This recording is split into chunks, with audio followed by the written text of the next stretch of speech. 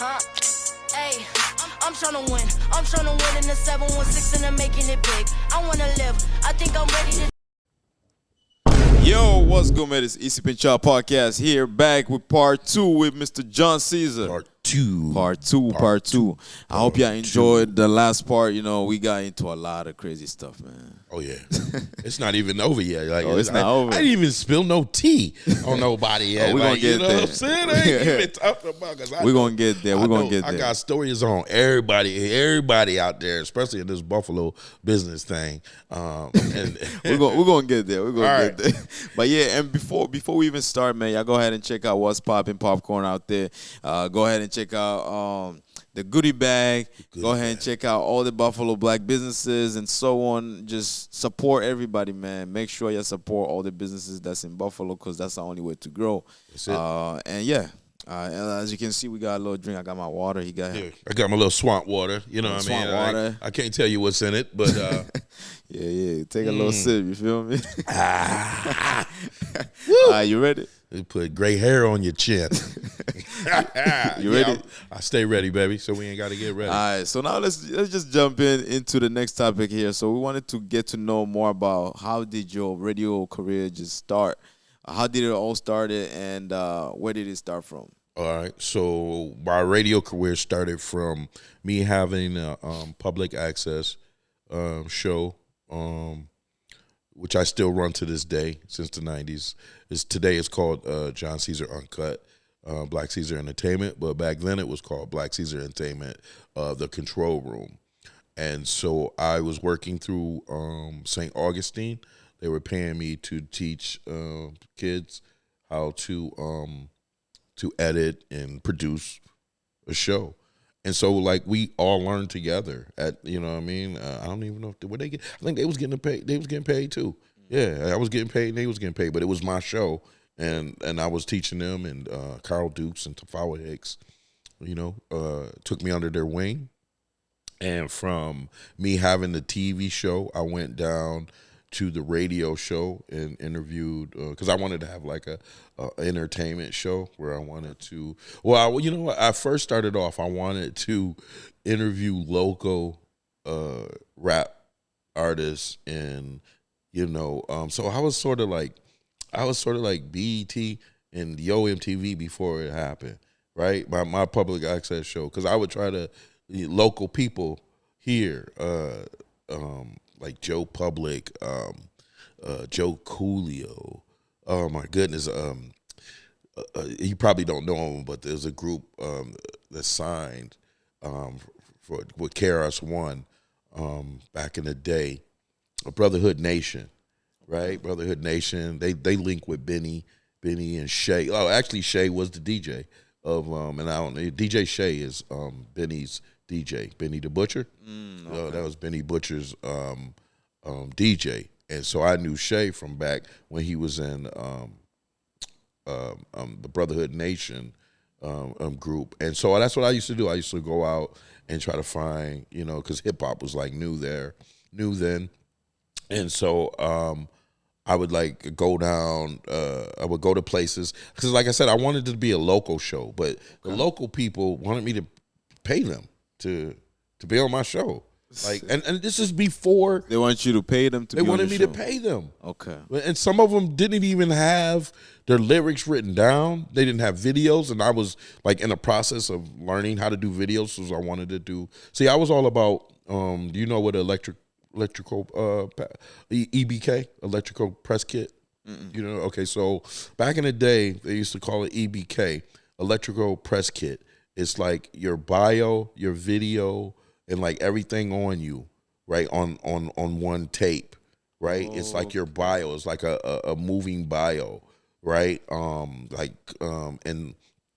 so it's like basically a moving resume. That's how you would get booked. You would send your EBK to the radio station, to the TV stations, stuff like that, because it's like a press. You know what a press kit is, right? It's like a press kit. That's all. Right. It's just electrical. When they say electrical, it's just through the mail, right? But it's just a press kit, right? So I was into doing that for people. I was like, yo, let me shoot a little video, get your pictures, like do some photos and stuff, try to get, try to get them signed, like whatever they need. I was trying to create a service that they can use, you know what I mean? And I wasn't charging them because I was just learning, but some of them wanted to charge me. And I was like, bro, you ain't even got a beat. Like you ain't, you know what I'm saying? Right. It was like, so what I did was,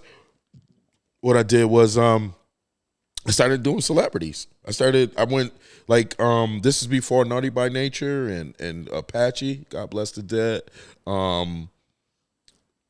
Dreads from Black Sheep. Okay. Black Sheep and Dreads. And so, and like I say, everything I talk about, I got receipts for. I got video. Because I was the video guy. I kept video because I thought that's what I was going to be. I didn't think more of an actor. I thought, because are you going to be more like behind the camera? A writer. I wanted to be a writer because like I said, I only got into comedy is because I said if I'm a write comedy, I got to get up there you got to get out there and I got to get perform. up there and perform. Right. And so that's how I caught the bug of doing stand up is because. But I started off, I wanted to be a writer. I was, like I said, I was a video guy. I had the little video camera, and I would just rib on you in the car, right? Like, you know what I mean? Most, another comedian, Steve Wilson, like I used to just go around and try to help people get their package together. Like Steve Wilson, I shot some stuff on him for Apollo. What do you call it?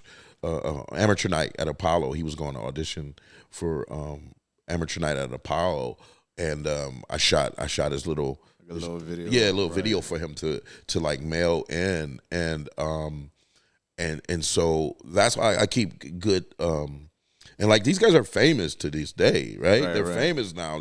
Steve Wilson is on D.L. Hughley radio show. He's been on reality shows with Salt and Pepper. So yeah, Lamont Johnson, I got a chance to meet him when I was out in California. Lamont's been in stuff like Waiting to Exhale, Girlfriends. He was on that. So now you're in California, right? Now you're in California. Which celebrities did you kind of like come across and really like worked with throughout like the comedy game and the radio game and so on, and just doing your videos itself, helping people get that exposure amongst radio stations, TV stations, and so on. All right. Well, as I got to back up a little because it all started in Buffalo before I went to Cali, because I got the radio, started producing a radio show, right? And so as radio used to be, I don't know if it's like it anymore. When you're performing in that town that morning, you have to do a radio. You have to go and do radio. You got to do a radio spot. I think they still do it today too. Like, they still do it today. Not really just radio itself, but a lot of celebrities that come to Buffalo to perform.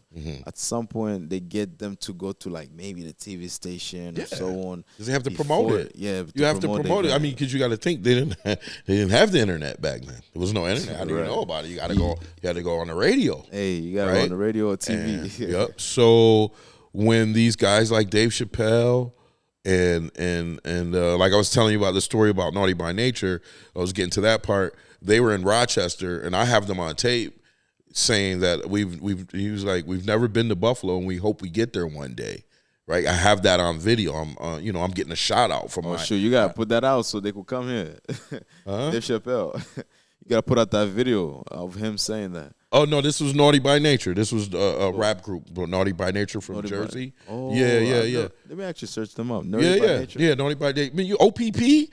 Come on, OPP. You know what I'm saying? Naughty by Nature. Yeah, the Queen Latifah produced them. So but this, you got to think, this is even before she didn't produce them. She was on Tommy Boy, so she ran the label, right? So Latifah used to send me her EBK to the radio station. Wow. And so I would play her video on my show and play her music on the radio because that's how they got their stuff. They would send out promotional packages to these radio stations. So I met a lot of the celebrities by working at the radio station. Okay. And so one day, and you got to remember, when I'm meeting these people, it's like me meeting you today. and then I don't see you for like 20 years, and then you're big like Joe Rogan, you know what I'm saying? Right. Tom Joyner, big man thing, because that's how it is. Like when I meet people, they like blow up, and that's what I was saying earlier when you were doing your camera thing. I was just like, yo, I meet these people on their journeys, and it's like God put me here just to meet these people as they go on. And I was like, a part of me feels like, man, I'm not good enough. I'm you know what I mean? I said, I've smoked with Dave Chappelle and on his, before he got a show, and he was telling me how they would never give him a TV show, that how he can never, you know what I mean? He had just did Robin Hood with Tights. And he was like, man, I'll never get like a Chappelle show. This is 10 years before the Chappelle show. Look at him now. Like, look at him now. Netflix right? Netflix couldn't even take off one of the stand-up comedy that he did. Yes. They couldn't, they were asking Netflix to remove it, that he have said stuff against certain people. And he's the GOAT, Netflix man. said, nah, we're not going to. You know how much money he got paid? Like he got paid $50 million to walk away from a show, to come back to make more money. You know what I mean? Like, so, Bernie Mac was another. I don't know if I know Bernie Mac, that's the guy too. Okay, because I know your audience is probably like, damn, why are you naming all these old? But I mean, that's where I'm from. I'm from them days, and Bernie Mac was gonna sign me. And I didn't even want to be a comedian. I was just making him laugh. I got an hour tape interview with him. When he came to town, and he, and they would all tell me, I would say, yo, well, what is, and I would always end my show like this. I'd be like, yo, give the people out there something. What can they do to better themselves and to make it in this business? And they would always end the show. I would always end the show that way. And Bernie told me, he said, the secret is, do you have a bus station here? Do you have a airport here? Right. Do you have a train station here? Well, get on one of them three and get the hell up out of there and go somewhere else and make it. Come to LA. You know what I mean? And at this time, like, he's not Bernie Mac. He's just Bernie Mac. Bernie Mac. He's about to start the Def Jam. You know what I mean? He just started the Def Jam after Martin had left. You know what I mean? And so he was like, yeah, man, you can come sleep on my couch. You know what I mean? And that's fucking weird for an old dude like that to be talking. And my uncle, because my uncle, when I was out in San Diego, where I was trying to get to in Hollywood, he lives there. He's got a mansion. So I'm looking at Bernie Mac like, what the fuck I'm gonna sleep on your couch for? Right? My uncle got a mansion. You know what I mean? And that's that Buffalo pride too. Right. I took that with me out there. A lot of people like, yo, to this day I got people's phone numbers, man, and I won't give their number out. And I won't call them. I'll text them on their birthday, some of my celebrity friends and stuff like that. Bro, I don't ask them for nothing. Unless it's something that can help them promote their album or their show or their movie or something like that. I don't ask them for money, and I believe this is why me and Tracy Morgan go back and forth texting, like throwing in old Planet of the Apes lines and stuff, and then he'd be saying shit like, "Oh, I gotta call you back. Eddie just text me." Eddie Murphy, like, you know what I mean? He'd be throwing that shit up in my face. You mentioned you actually encountered Eddie Murphy, and what was one thing that he told you that kind of like stuck with you? Okay, so I didn't encounter him. He was like talking to a bunch of other comedians. Okay. So we was at the Comedy Store, and he was talking. Oh, because you used to work at a comedy store. I worked at the Comedy Store. It's called The Comedy Store. It's in Hollywood. Okay. Google that right now. It's called the Comedy Store, the world famous Comedy Store. And so this is like the mecca of comedy. Everybody, ain't nobody that didn't come through here. Jim Carrey, everybody that came through here made it. Okay. You know what I mean? So I worked there answering the phones. Wow. So it was a busy place. So yeah, and so that's why a lot of celebrities know my name, John. When you say John Cesar, they'll know my name. Paul Mooney, used to talk to him all the time. Richard Pryor, right? You know what I mean? When he was in the wheelchair sick. Chris Rock, right? So I was the guy that you had to call to find out what time you go on. If you were bringing people, you needed extra, tickets. If you can park in the in the parking lot. Okay. You know what I mean? So but this is going to throw your mind, though. This is before, so when I was working at the radio station in Buffalo, so when I get to L.A. and I'm working at the Comedy Store, Bernie Mac sees me, Dave Chappelle sees me, Chris Rock sees me. They just seen me a few years working at a radio station in Buffalo. Right. And now I'm out in L.A. And then Bernie Mac, the one that told you. Well, he's one of the ones. Yeah, he's one of the ones. Because like I said, I used to ask all the celebrities when they would come to. That's how we would end the interview. I would ask all the celebrities to give the audience some kind of advice, and some of them would say, eat your vitamins, say your prayers. But Bernie Mac was just more. He was the only one that was like, being funny and saying, get up out of here if you want to be somebody. You know what I mean? He's the only one that said it like, said it like that. But yeah, even Naughty by Nature, seen me, and so I was almost like a celeb. Like, yo, all right, so if you met me, I'm at a radio station. You just now coming up. You probably think I'm the shit because I'm at the radio station. You were just a new rapper, just now making it. Jeanne. I mean, if you do me a favor, go back when you watch this. Go back and Google some of these people I'm saying, and then it'll. Oh yeah. So I know Bernie Mac and all of them. Yeah, but like Jeanne, hey Mr. DJ, like Jeanne. I'm gonna Google Jeanne. Yeah, Jeanne. Google Jeanne. Hey, the name of the song is Hey Mr. DJ. So they used to come through Buffalo. I had a crush on Gene Fan from the Rotten Rascals. He when man. It's just so many. I'm getting goosebumps now because I met so many people, man. And also in terms of like, I know you met all those people and you was getting that connection, that exposure here and there. But like, how did you try to use their connections to kind of like put it into your upcoming careers and actually build yourself up? I did it.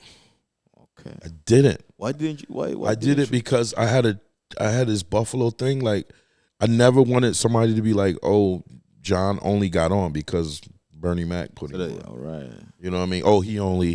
He sucked dick to get that. You know what I mean? Like, right. You know what I'm saying? That was my mentality. Plus, he was in Hollywood already, and you know what goes on in Hollywood. Like, I mean, that's how green I was. I didn't know what goes on. I found out, right? I mean, you got to understand, man. When I grew up, there was no internet. There was no TMZ. We had news at 11 o'clock. Do you know where your children are? That's it. If you was asleep at 11:30, you don't know what was going on. Wow. Right? You don't know what you don't. Bill Cosby was drugging bitches. That wasn't on the news. That wasn't, you know what I mean? That wasn't no magazine. That was in the magazine. It was in the Playboy magazine later on. But nah, bro. I learned that out there the hard way. Those parties that they was having, and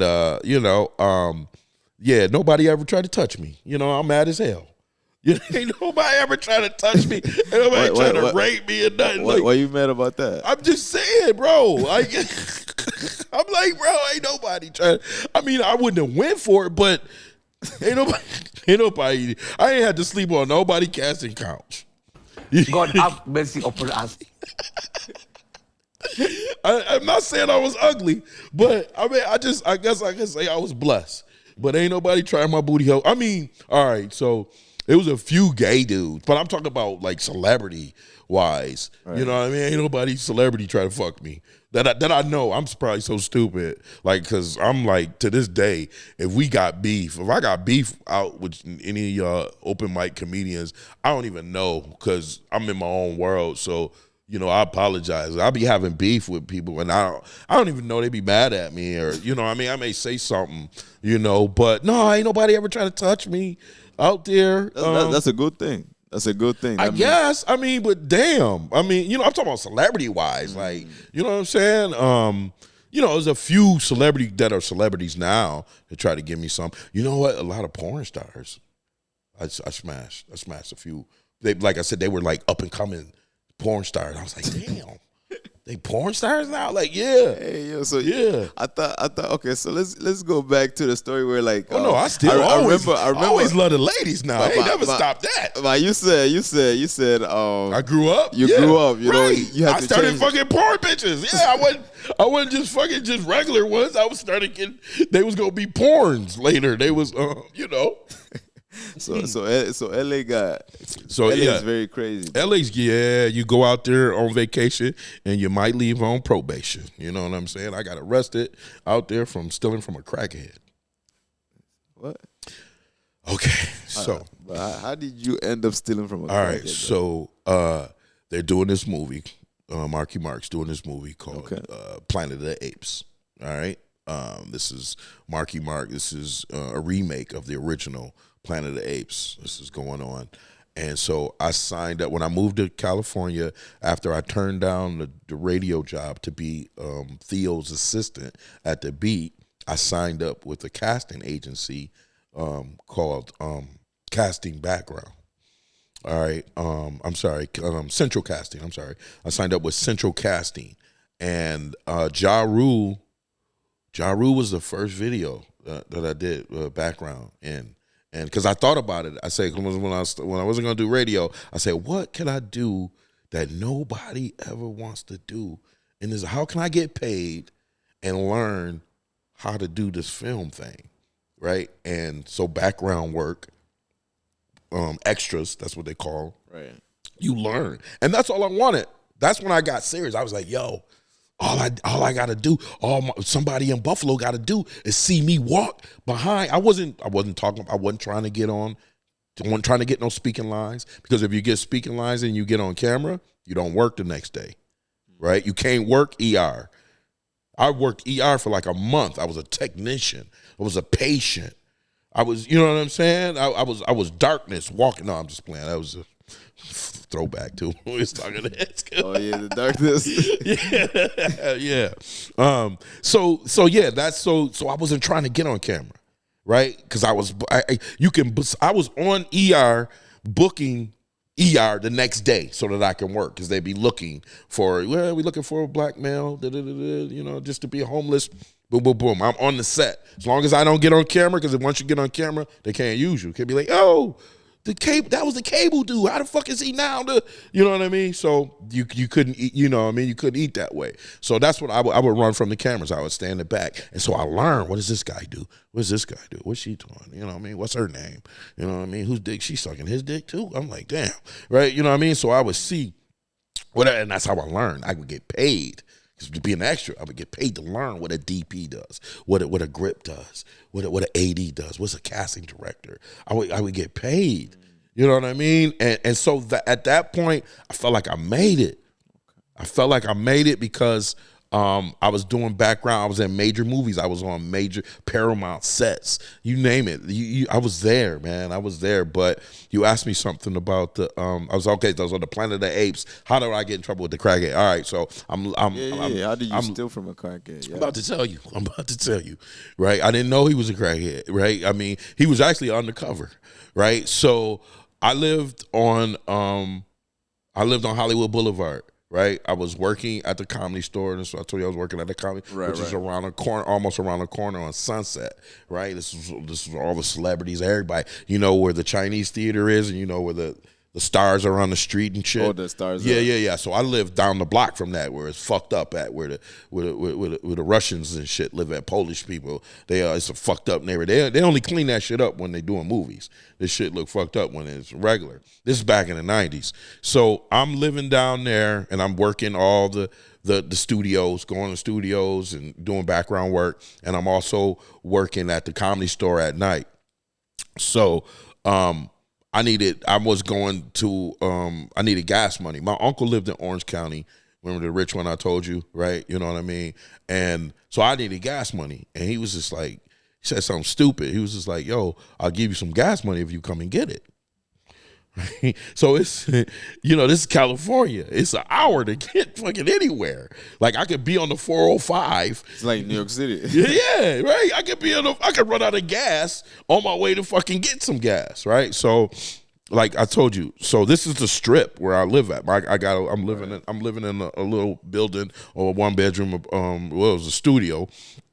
And I'm living there, and so every day I come out my building, there's fucking crackhead people in front of me. Hey man, you got some dope, I'm like, every day, I'm like, nah man, I don't do that. I'm out here trying to act, man. I'm a fucking actor, dude. I'm trying to make a living. I'm trying to get my act on, motherfucker. You know what are you talking about? So every day I'm seeing, a couple of girls look good. I'm like, yeah, I sell dope. Come upstairs, right? You know what I mean? The cute ones. I'm like, yeah, come on up. Yeah, I got you.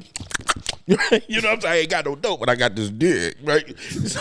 So one day I got the audition, not the audition, I got the part to go to be in the Planet of the Apes.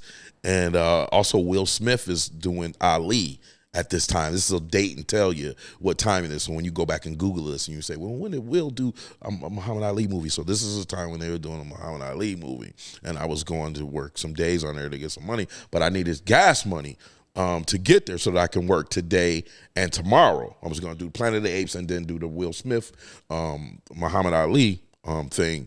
And so I come out of the building, and this motherfucker that always there, he like, yo, man, come on, man. Won't you sell me something? And he got the money right in his hand. He like, yo, man, hook me up with something, man. So I'm like, my guy, nigga, I'm gonna do this one time, bro. Take the $20, right? And I'm saying, just wait right here. Let me go to the car. So my car is parked in the back. I'm on my way to the motherfucking gas station. This is gas money. I can get to the motherfucking audition now. So you was out? Yeah, I was out, bro. I'm out. I'm to the gas station. So this is Hollywood, right? So it's helicopters going on, motherfuckers on bikes, police on bikes and shit. So I'm thinking they shooting a movie and shit because a helicopter keep flying like over me and shit. I'm like, damn, are they shooting the fucking Will Smith shit today? I thought that shit's supposed to be tomorrow. And the fucking cop come up on me, he on a bike. He's like, pull over now. And I'm like, nigga, is this the movie? I'm like, I ain't supposed to be on set until the morning. I'm like, what the fuck? I'm like, do they think I'm in the movie? So I pulled over. Motherfucker puts his hand in the car because I had the 20 right in the seat because I'm going to the gas station. Give me some gas to put in the gas so I can go to my, to get my audition. Yeah, they ain't letting you slip like that. So they said, pull over. And I'm like, they must think I'm somebody. I'm like, this is California, bro. They always pull you over because you black, whatever. So I'm like, bro, they probably think I'm somebody else or woo-wop this and, you know what I mean? And so the guy fucking pulls me over. He puts his hand through the thing. He's like, here it is. I got it right here. I got it right here. I'm like, it's fucking $20, motherfucker. What did you talk? I'm like, what did you? I'm like, y'all must. He was like, yeah, this is the money right here. So I get arrested and all that because it was an undercover cop. And they had to check your cars to see if you had drugs. Stay fucking that's a whole other story because I ain't had no insurance because in California back in then you didn't get insurance because the Mexicans didn't have insurance. If they hit your shit, you fucked up. What's the fucking point of you having insurance for if the other motherfucker ain't got insurance, right? So that's why I was thinking, I was like, yo, I'm not gonna get insurance. This motherfucker ain't got no insurance. What the fuck am I gonna get insurance? Right. So yeah, they end up impounding my car and I went to jail. I went to jail for a couple of days, but I have fun in there. I went to jail in Hollywood. Like, bro, I need to see one of these days, Google my Hollywood picture. I got it. Like I said, this shit is all like part of the movie. Like I have a mugshot. You know what I mean? So, but what was funny is the judge said, Mr. Cesar, unfortunately, I beat the case. I got off of the case, but they said, unfortunately, Mr. Cesar, crackheads have rights too. You can't steal from a crackhead. Can't steal from a crackhead, man. That's a lesson of the day, man. Yeah. So right now we're actually gonna finish up this Easy Pinch Out podcast, man. Y'all go ahead and hit the subscribe button. Thank you so much, Mr. John Cesar. I know I'm gonna have you back here. For more, definitely gotta come back, man. Definitely. And yeah, I'm gonna put your name in the description below and your bio so that people can go ahead and check you out and see exactly what you have been doing for years. Yeah, man, I definitely want to come back because I got some stories, man. I got some dirt on some of these people, man. And if anything, if you could put this in later or whatever, but we need more of our stories in these films. Definitely, man. We need those in these films, and let's go.